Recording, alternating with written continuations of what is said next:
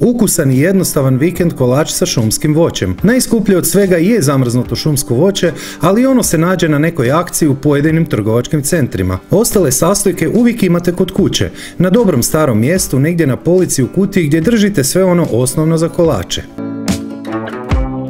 450 grama zamrznutog šumskog voća.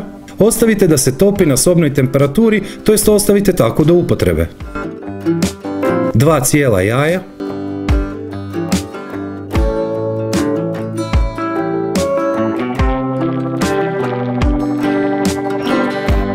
150 grama šećera, možete koristiti kao i ja smeđi, to je tršni šećer. 1 vanil šećer opcionalno ako imate. Miksajte najvećom brzinom 3 do 4 minute. 100 ml, to jest 1 decilitar hladnog mlijeka.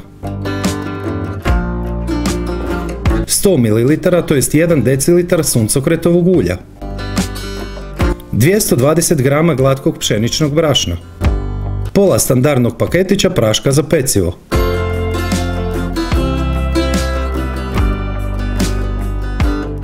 Prstohvat soli.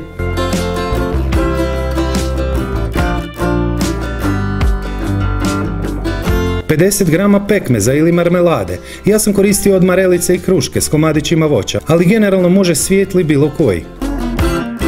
Miksajte par minuta. Kalup 30 x 20 cm namastite, to jest premažite maslacem i pobrašnite, a višak brašna maknite, to jest otresite. Oduzeti trećinu, to jest oko 250 grama, i ostavite za kraj recepta. Izlijte drugu trećinu, to jest narednih oko 250 grama. Pecite 10 minuta u prethodno zagrijenoj pećnici na 150 stupnjeva s uključenim ventilatorom na vrući zrak. Bez ventilatora pecite na 165 stupnjeva. A za to vrijeme pripremite tamni sloj s voćem. Usitnite veće komade.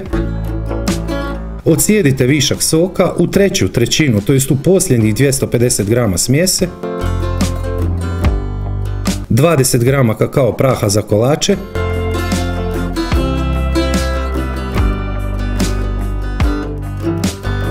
30 grama griza, to jest instant pšenične krupice.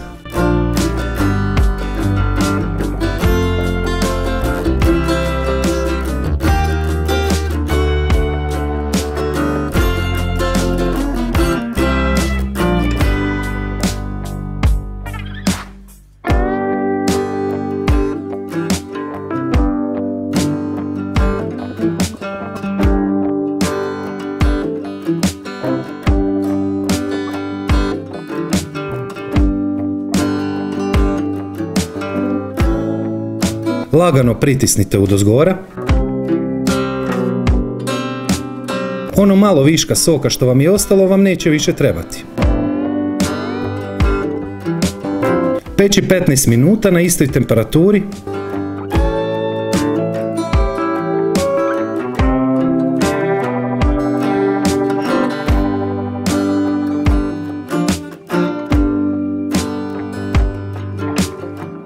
Dvije velike jušne žlice hladne vode.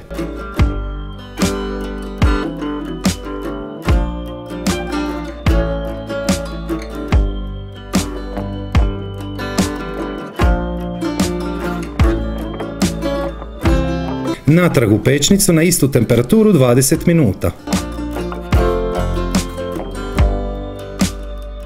Kratko ohladite i spremno je za posluživanje, ali najbolje je potpuno ohlađen iz hladnjaka.